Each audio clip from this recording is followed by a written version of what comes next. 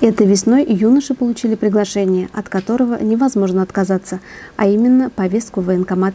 Как отмечают специалисты, явка юноши на призывной пункт достаточно высокая. Настоящий весенний призыв у нас отправки начинаются уже с 21 апреля. Вот первая отправка у нас будет 21 апреля.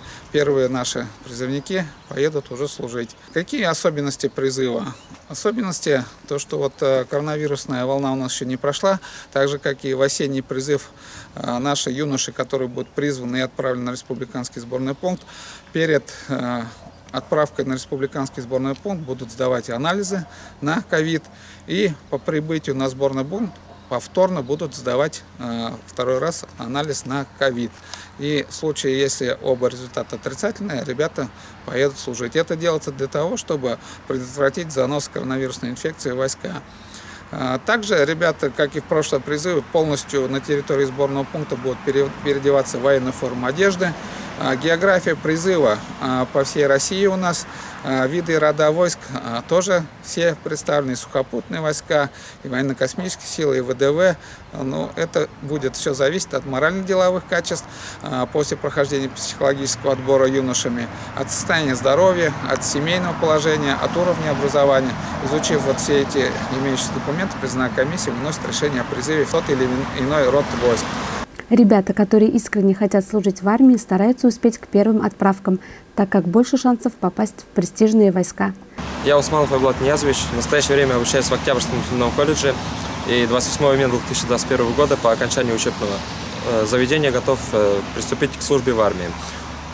Живу в Султинском сельсовете в деревне Антуганово. Активно занимаюсь спортом. Являюсь кандидатом мастера спорта по тяжелой атлетике. И хотелось бы служить в военно-космических силах. По-прежнему срок службы в армии составляет 1 год. За 12 месяцев солдаты-срочники успевают пройти курс молодого бойца, получить основные знания, необходимые практические умения и навыки защитника Отечества. Я Гафаров Вадим Халилович. После 9 класса поступил в БАТК. Учусь на сварщика.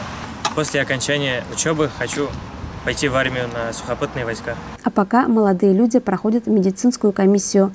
Кто завершил обследование у врачей, предстают перед членами комиссии, которые принимают решение о прохождении воинской службы для будущего защитника. Призыв в этом году кардинально не отличается от прошлых.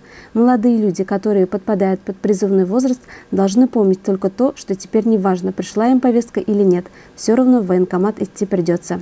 Ребятам и родителям, которые в этом году призываются, и родителям, которые будут провожать своих сыновей, хотелось бы пожелать, чтобы наши призывники отслужили достойно, чтобы этот год прошел для них быстро и плодотворно.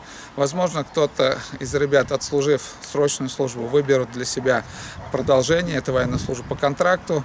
В армии сейчас соцпакет довольно-таки приличный, зарплаты тоже неплохие. И вот по опыту прошлых призывов 15-20% наших призывников, которые уходят с нашего военкомата, призываются, вернее, в армию, 15-20% остаются в армии, заключают контракт и дальше уже военную службу проходит по контракту. Лена Насрединова, Ринат Хадимуллин, телерадиокомпания «Илиш».